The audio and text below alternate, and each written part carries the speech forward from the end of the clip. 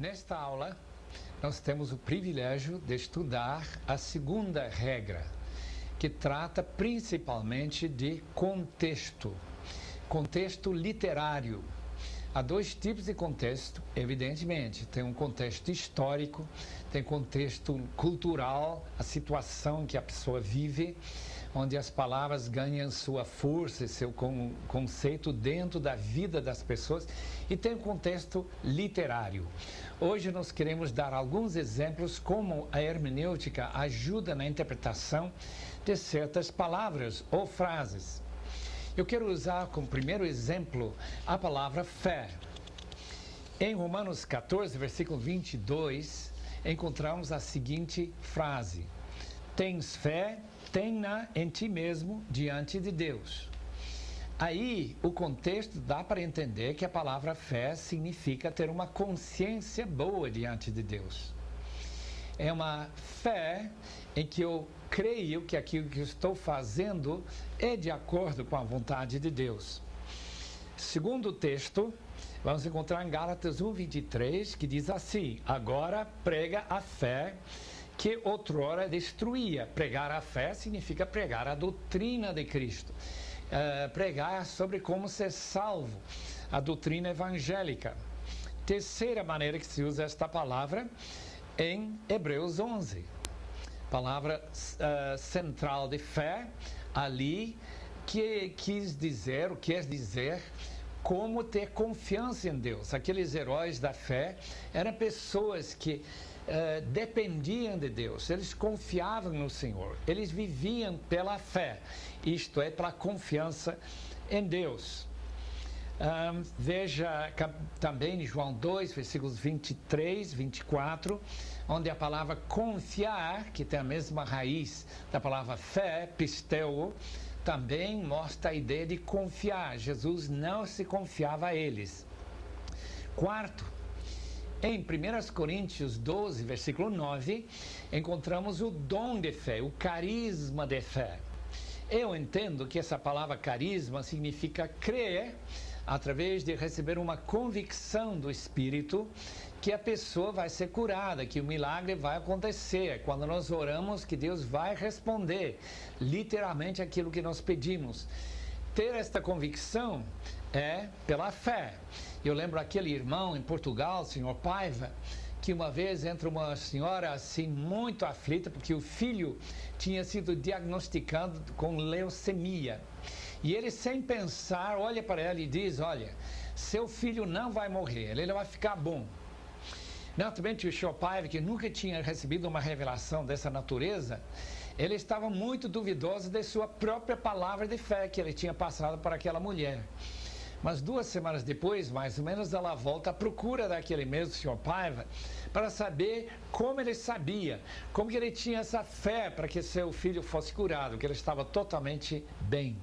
Então isso é chamado dom de fé, quando a gente faz uma declaração, uma base em uma convicção recebida pelo Espírito, uma espécie de revelação daquilo que vai acontecer.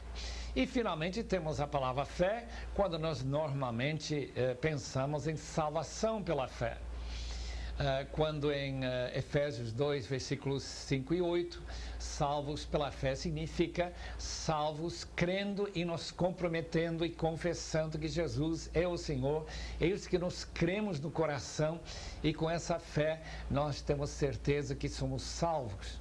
Então, fé tem pelo menos 5 diferentes sentidos, assim meio relacionados entre si, mas distintos também. Eu queria também que nós pensássemos sobre a palavra mundo. Como que nós vamos saber o significado dessa palavra? Se em João 3 e versículo 16, nós encontramos que Deus ama o mundo, de tal maneira que deu seu Filho para salvar o mundo. Mas em outro texto, nós somos proibidos de amar ao mundo.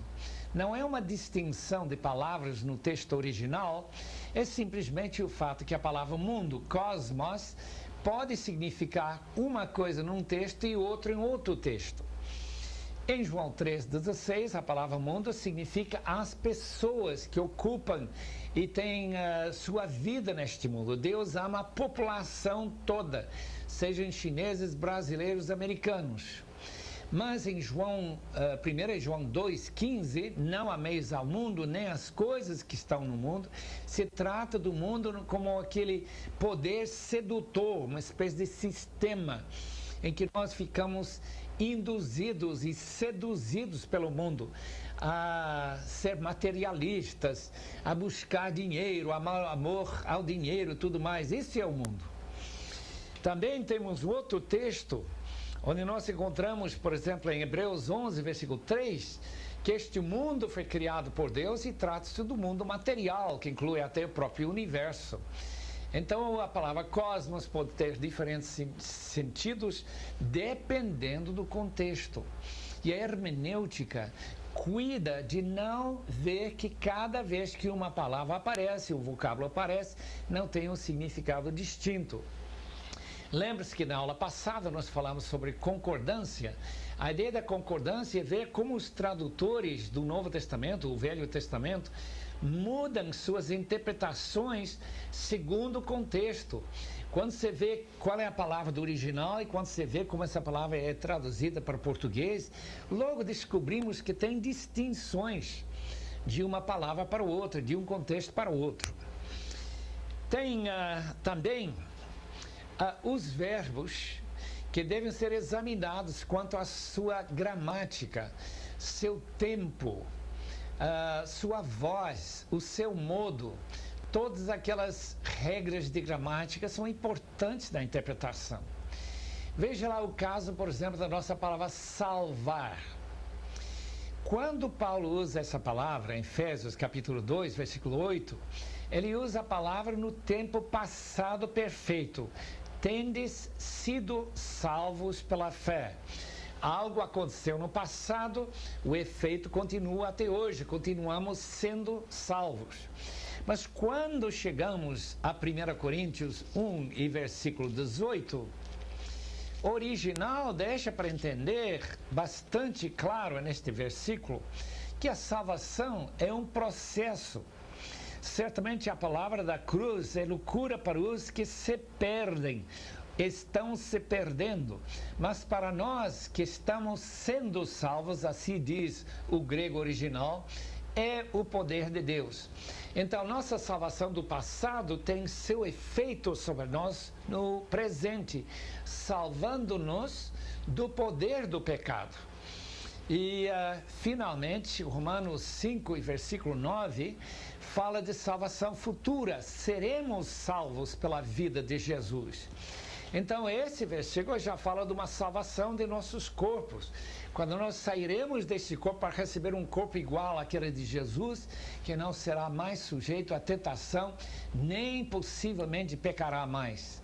Então, quando nós usamos diferentes tempos do verbo, nem sempre vistos em nossas traduções em português, nós vemos distinções no significado das próprias palavras. Às vezes nós nem notamos o tipo de ação. Às vezes a ação é pontual, ocorre e acaba. Outros textos, se usarmos a gramática certa, o tempo significa algo que aconteceu no passado e continua com seu efeito no presente, como já vimos no caso da salvação em Efésios 2:8. Em outros textos, o tempo é futuro e continua, continuaremos nesse processo. A gramática é importante para nós descobrirmos estes segredos da interpretação. Vejo, por exemplo, também processo completo com resultados contínuos, ou também tem modo de ação. Às vezes uma pergunta, às vezes uma possibilidade relacionada com a nossa palavra, se isso acontecer, tal coisa acontecerá. Por exemplo, Hebreus capítulo 3 e 4, várias vezes usa essa palavra, se ouvirdes a minha voz. É uma condicional. E nós temos que notar que há uma possibilidade de não ouvir a voz de Deus. Ou naquele texto das cartas às igrejas da Ásia, onde Jesus pergunta se a pessoa tem ouvidos para ouvir. Algumas pessoas têm seus ouvidos tampados. Em outros textos temos também o modo da ação, em que a maneira que se trata é uma optação, uma possibilidade. Se ouvirdes a minha voz, portanto, ou aquele que guardar a palavra e que constrói sua casa naquela parábola, em que se constrói sobre a rocha, sobre a areia, todas aquelas opções. Depois temos, na gramática, também temos a voz. Temos a voz passiva, temos a voz média, temos a voz ativa. Quando é ativa, então o sujeito age em relação ao objeto. Mas temos casos interessantes em que a voz é passiva. Por exemplo, uma pessoa não se batiza a si mesma, sois batizados. Isto é, outra pessoa nos batiza, somos os que recebem. E nós temos esse interessante texto de Efésios capítulo 5, e versículo 18, sobre ficar cheio do Espírito. Eu creio que a tradução mais exata daquele texto, 5:18 de Efésios, é permitir, deixai-vos encher do Espírito. Podemos de fato nos encher de vinho, mas nós não podemos encher-nos do Espírito. O que nós podemos sim é tirar as barreiras que impedem que o Espírito venha nos encher. Portanto, a melhor tradução, creio eu, 5 e versículo 18 de Efésios: e não vos embriagueis com vinho no qual há dissolução, mas deixai-vos encher do Espírito. Voz passivo contínuo. Deixai-vos sempre estar sendo enchidos, voz passiva, pelo Espírito. Desta forma estaremos vivendo sempre em sintonia e obediência ao Senhor nosso. Mateus 6:9: seja santificado o teu nome, na oração Pai nosso. Aquele texto é importante porque lembra-se que nós não podemos santificar o nome. Deus tem que santificar o seu próprio nome através de nós, por nosso intermédio, da maneira que nós vivemos e agimos. Então temos contexto literário, temos os tempos dos verbos, temos os modos dos verbos, temos a ação do verbo, seja ação média, seja ação passiva e assim por diante. Além disso, temos que notar na gramática, isso é muito importante, que nós notemos os tipos de conexão de uma frase, de uma palavra com outra conexão. Por exemplo, nós temos uma conexão entre um nome e pronome. Se nós não tivermos claramente em nossa mente quem está sendo indicado naquele pronome, podemos interpretar erradamente.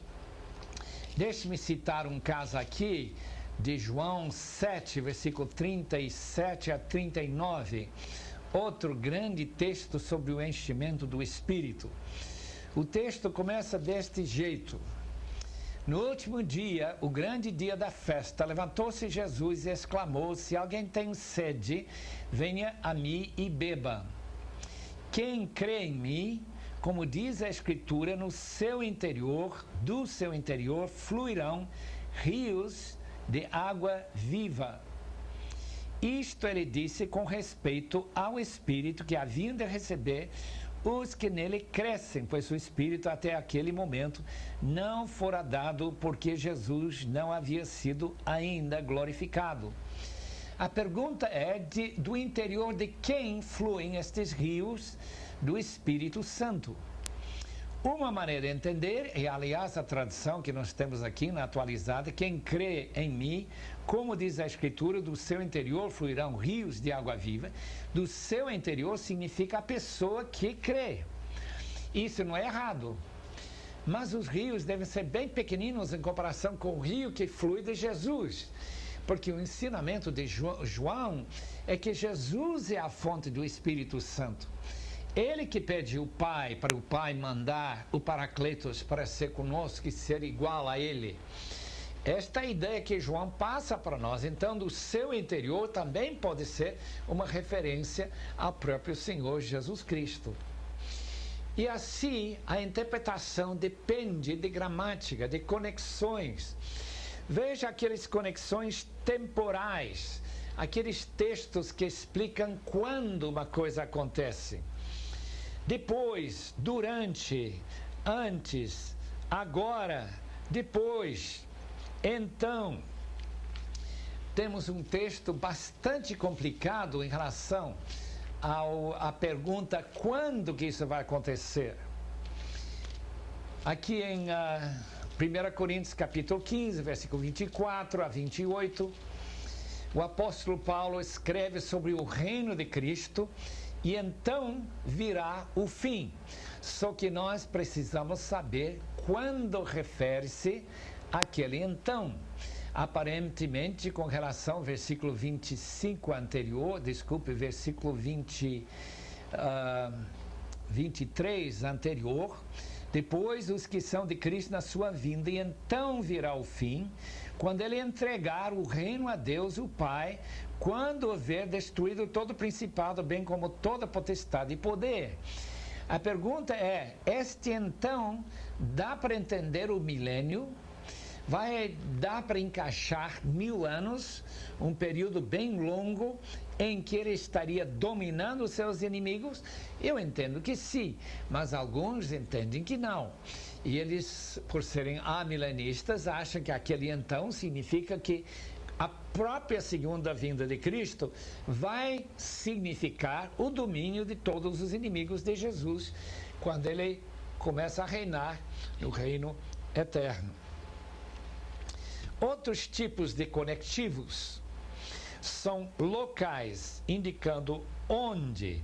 Exemplos deste tipo de indicador do contexto é ao lado de, em cima de, debaixo de, e tantos outros textos relacionados com localidade.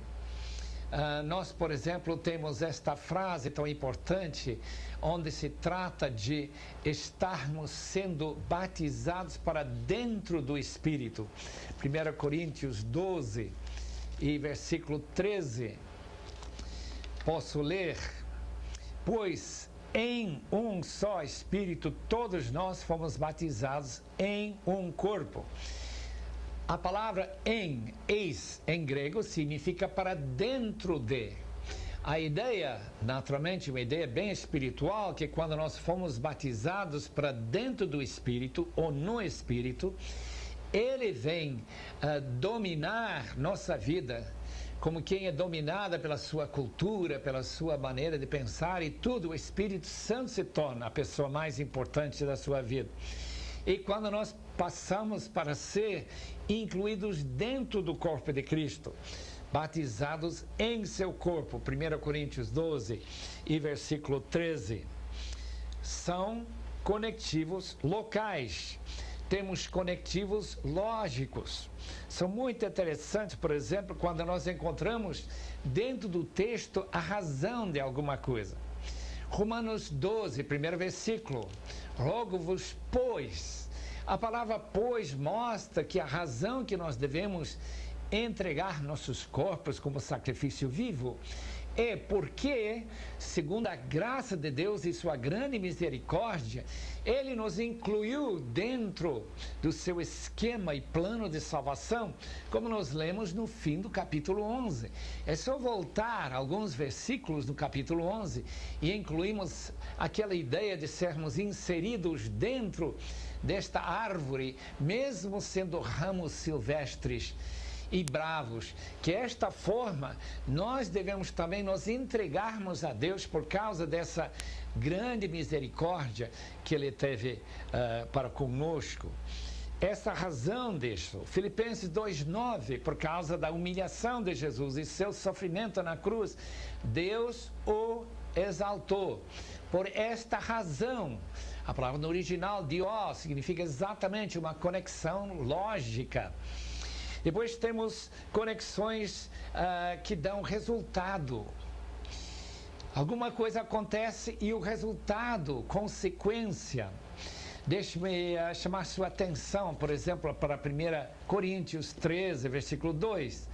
Ainda que eu tenha o dom de profetizar e conheça todos os mistérios e toda a ciência, ainda que eu tenha tamanha fé a ponto de transportar montes, se não tiver amor, nada serei. A conexão, consequência, se isto é verdade, a consequência será aquela.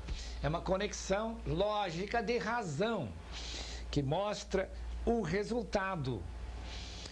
Temos propósitos. Por exemplo, em 1 de Pedro, temos um texto muito complicado, e eu lembro a primeira vez que alguém fez a pergunta para mim, foi em Roma, lá na Itália, 1954, nós estivemos conversando com um padre lá, e ele fez essa pergunta para mim: o que significa esse versículo 6 de capítulo 4 de 1 de Pedro?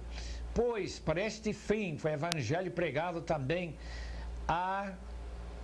aos mortos, para que, mesmo julgados na carne, segundo os homens, vivam no espírito, segundo Deus.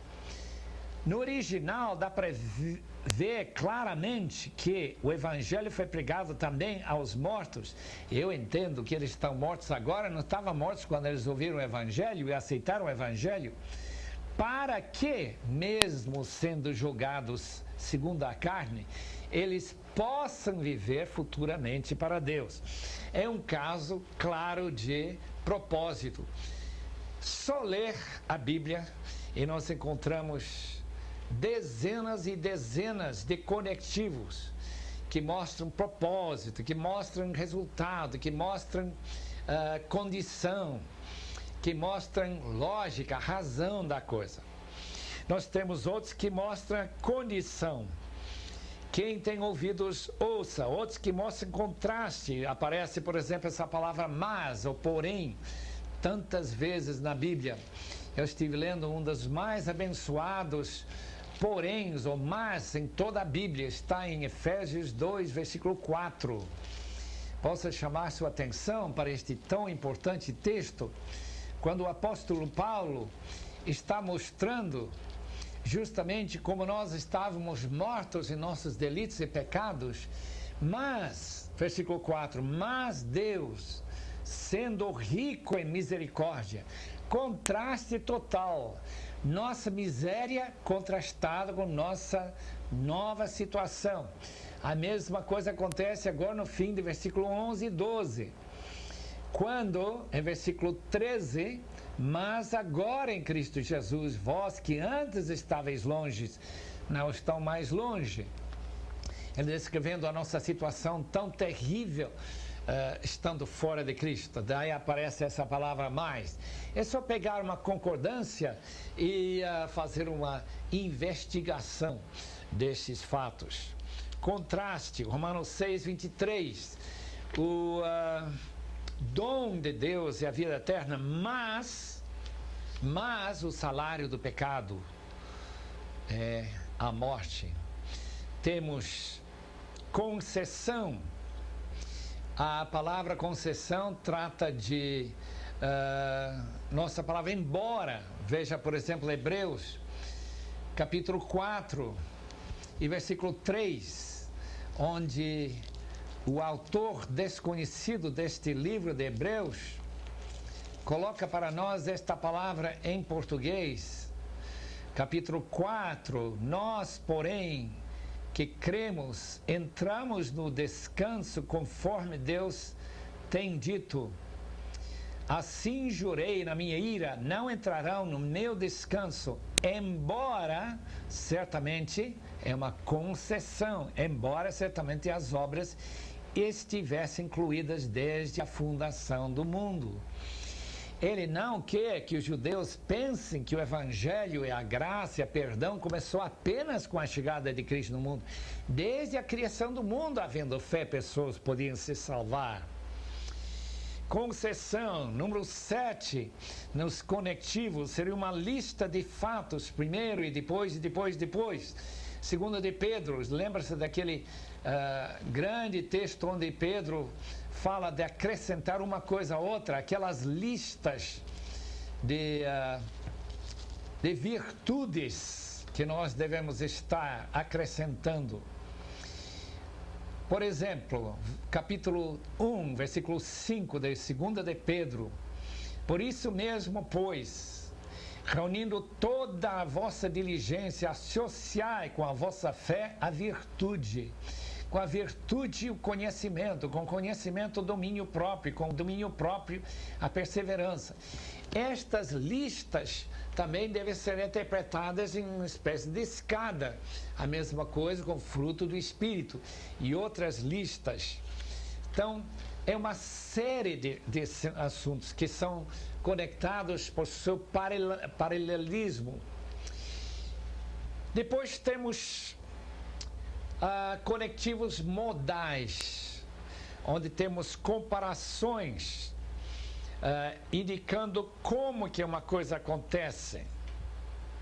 Procure, por exemplo, olhar para textos como agência, salvos pela fé, mediante a graça, e nós vemos palavras como Romanos 12:1, que nós devemos entregar nosso corpo vivo e santo e agradável para Deus. Outra maneira modal de ler um texto seria maneira tal como, e assim como, aquela comparação e contraste que Paulo faz em Romanos 5 entre Adão e Cristo. 5:12, portanto, assim como por um só homem entrou o pecado no mundo, e pelo pecado a morte, assim também. É uma comparação modal, a morte passou a todos os homens. Procure ver aqueles textos que usam esta maneira de conectar. Depois temos comparações, em que uma coisa é comparável a outra coisa. 1 de Pedro 3:1, texto interessante, porque a comparação lá é entre a esposa e o escravo. Veja como começa.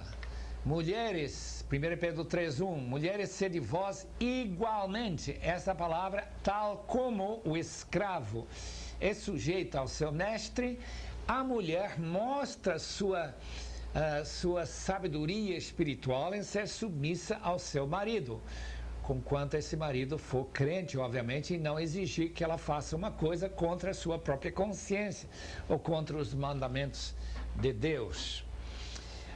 Tem ênfases, palavras enfáticas, quando se usa a palavra somente, único, de modo nenhum. Romanos 6:2, quando se levanta essa pergunta, será que nós devemos pecar mais? Resposta: de modo nenhum. É uma declaração enfática.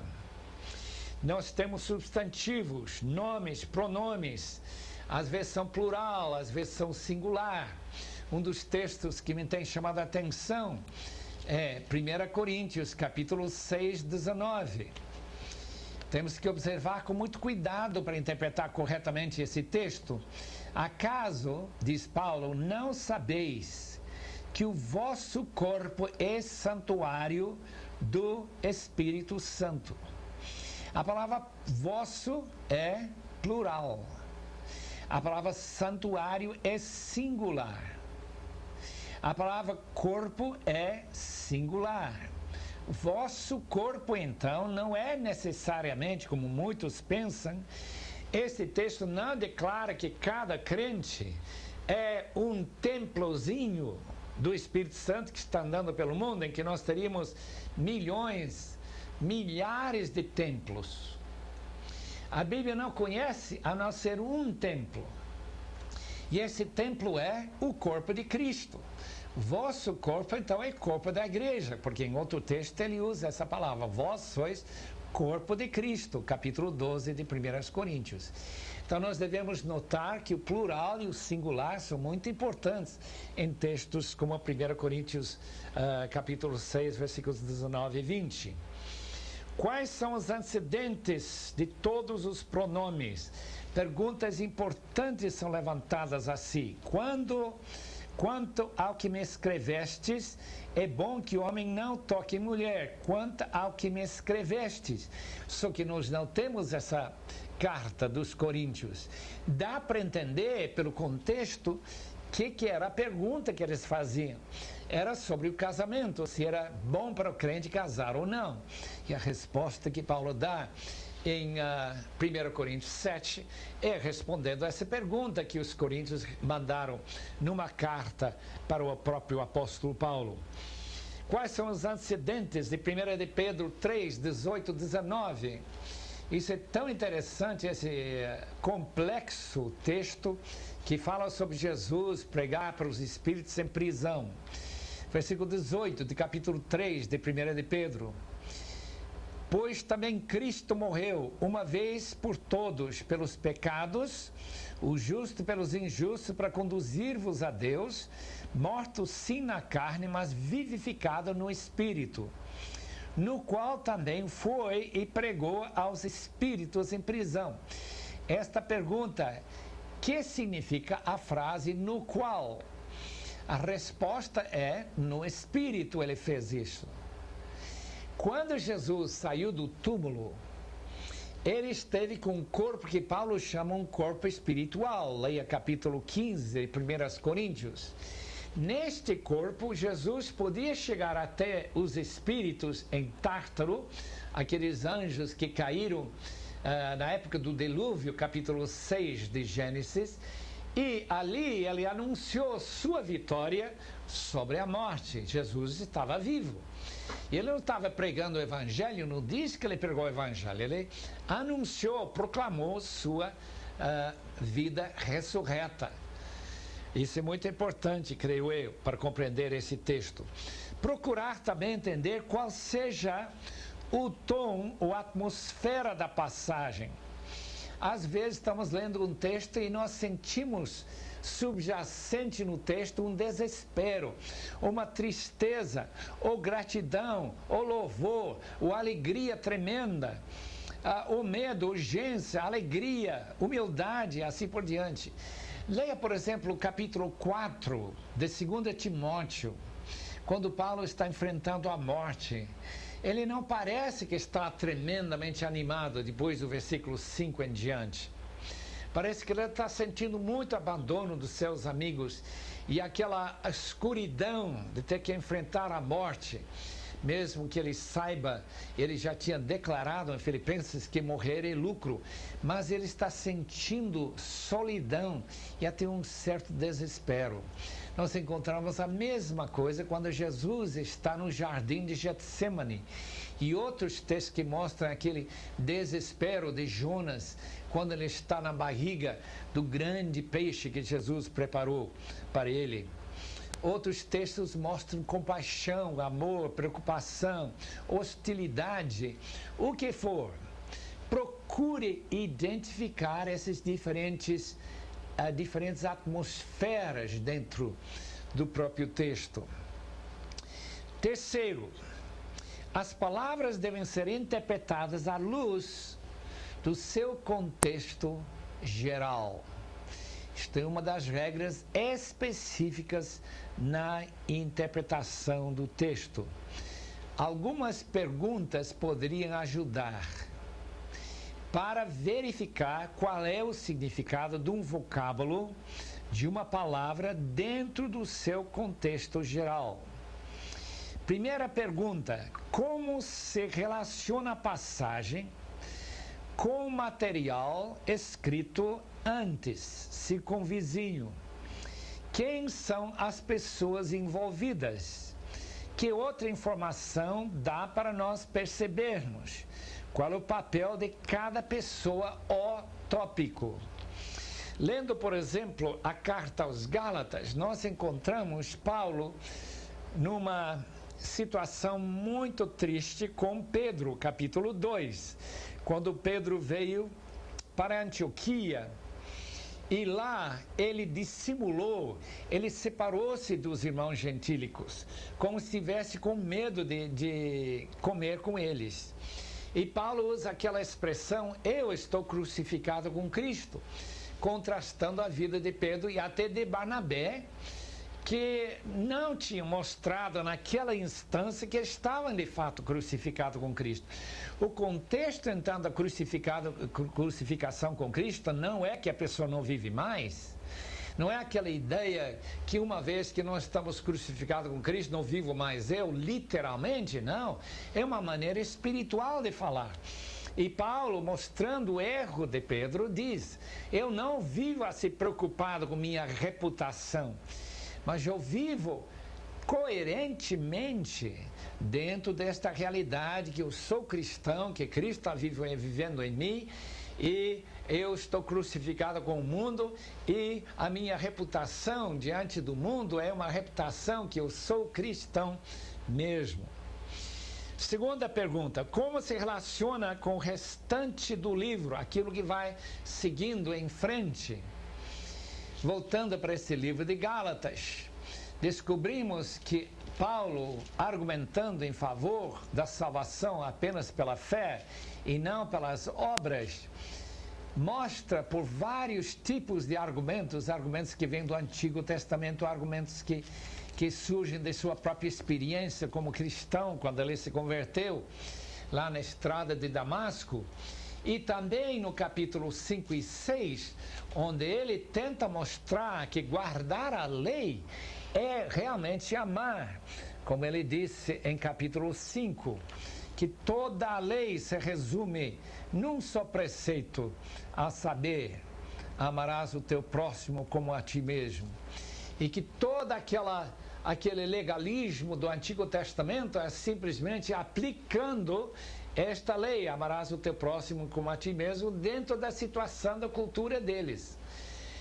Obviamente, essa palavra de Deus continua até hoje, e nós temos que aprender na hermenêutica como aplicar esta frase, amarás ao teu próximo, tanto na África, ou num escritório de São Paulo, ou lá numa comuna chinesa, qualquer que seja a situação nossa, que lá nós temos que viver para o benefício do nosso próximo. Terceira pergunta, como se relaciona com a Bíblia toda? Se nós tivermos uma perspectiva do cristianismo bíblico, como o Dr. Wilbur O'Donovan tem, quando ele escreveu este livro para a cultura africana e para a nossa cultura brasileira, uma grande parte daquela influência africana nós temos assim com força aqui no Brasil. Então, uma interpretação que vê a Bíblia toda como a fonte de conhecimento, no sentido de teologia bíblica geral, nós não estaremos caindo em tantos erros de pensar que um texto ensina uma coisa e parece que está em contradição com outra, ou dar uma importância demais a costumes e culturas de não cortar o cabelo, se de fato dá para perceber que cabelo curto era, na época de Paulo escreveu aos Coríntios, era um sinal de uma prostituta. Então que essa pessoa tinha que ter uma mantilha na cabeça por causa disso. E não que seja sempre a vontade de Deus, que ninguém jamais venha cortar o cabelo, sendo mulher, claro. Então vamos ler a Bíblia como um todo, vamos trazer toda aquela informação para não haver nenhuma contradição e ver também a prioridade de Deus, que seria a santidade e não uma vida totalmente externa. Finalmente a pergunta, qual é o pano de fundo cultural e histórico do texto? Há palavras estranhas que às vezes nós não sabemos entender muito bem. Veja um texto como esse do Pai Nosso aqui em Lucas 11, onde Jesus ensinou aos seus discípulos: o pão nosso cotidiano dá-nos de dia em dia. A palavra cotidiana não é muito comum em português e a palavra do original é uma palavra não conhecida até a época do Novo Testamento. Quando nós entendemos que esta oração é um pedido para que Deus nos dê pão para o nosso dia a dia, nós devemos lembrar que no capítulo 6, onde aparece o Pai Nosso, em Mateus 6, que o mesmo contexto diz que Deus cuida dos passarinhos e das flores do campo, dando vestido, dando alimento, e que nós não precisamos nos preocupar com algo para comer. Então, querido irmãos, lembrem disto, que esta palavra cotidiana pode ter um outro significado. A palavra original é piousias, pode significar amanhã. Nesse caso, a frase significaria o pão de amanhã dá-nos hoje. E o contexto não é mais chegar na padaria para ter o pão todo dia, mas é o pão que vem do céu. Como Jesus disse, trabalhar pelo pão que não perece, para a eternidade, traz vida para nós.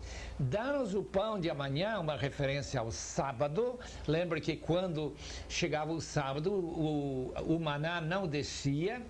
Então nós precisamos de Jesus, que veio para nós através do Espírito Santo para falar para nós e para dar-nos forças para viver. Neste caso, esta referência ao pão cotidiano seria aquele pão espiritual que Jesus disse em capítulo 6 de João, nós temos que comer todo dia. Pode ser a interpretação mais correta. Sempre que lemos os textos de palavras complicadas, por exemplo, aquele texto de Lucas também 11, onde fala daquele homem que queria pão à meia-noite, e traduzida nesta versão importunação, versículo 8, um estudo muito cuidadoso do Dr. Bailey naquele livro, que eu não tenho aqui para mostrar para os queridos irmãos, mas relacionados com a época e o mundo do Novo Testamento, aquele livro As Parábolas de Jesus, do Kenneth Bailey, ele mostra justamente que essa palavra anaidian, a palavra grega, pode significar vergonha, e que esse homem deu tudo que este mendigo veio a essa meia-noite para pedir, como nós chegamos a Deus, não por causa de sua importunação, mas por causa da vergonha que ele passaria no dia seguinte se ele não tivesse dado essas coisas. Procure, portanto, entender as palavras ou frases difíceis através de estudos cuidadosos. Tem uma palavra, por exemplo, sarx, traduzida em português pela palavra carne. Algumas versões traduzem a palavra sarx como se fosse a natureza humana pecaminosa. Na nova versão internacional, que nós já mostramos para os queridos irmãos em outras ocasiões, traduz novamente pela palavra carne. Eu creio que nós entendemos essa palavra. Carne não significa aquilo que encobre nossos ossos, mas está relacionada com nossas inclinações pecaminosas, inclinação para o sexo errado, nossa inclinação para roubar, nossa inclinação para vingança, tudo isso é carne, carnalidade. Temos outra palavra que aparece várias vezes no Novo Testamento, que é um pouquinho difícil para nós entendermos. Veja aqui em Efésios capítulo 1, onde aparece esta palavra, traduzida em capítulo 1, versículo 21, acima de todo principado, onde Jesus foi elevado de potestade, poder, domínio, de todo nome que se possa referir, não só no presente século. A palavra não é bem século em termos de 100 anos, não tem nada a ver com isso. É tempo, espaço, contaminado ao poder satânico, já que todo mundo jaz no maligno. Então este século é o século em que Satanás está, é o Deus deste mundo. Mas a nova época, o novo Aion, a palavra no original Aion, significa a época em que Jesus estará dominando. Então essas palavras, nascido do alto ou nascido de novo, no original é a mesma palavra, anothem. Procure entender isso. Veja como é importante para o intérprete um texto difícil, por 1 João 3, 6 a 10. Não ensine que um cristão nunca peca.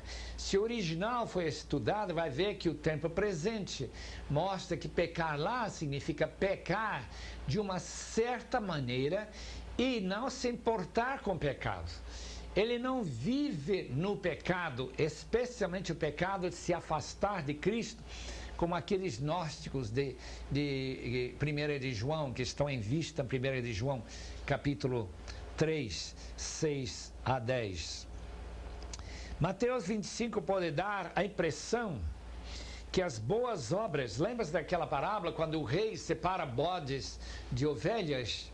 Pode dar a impressão que as boas obras, mostrar carinho para os encarcerados, para dar roupa para os nus e dar comida para os famintos, que isso significa um meio de salvação.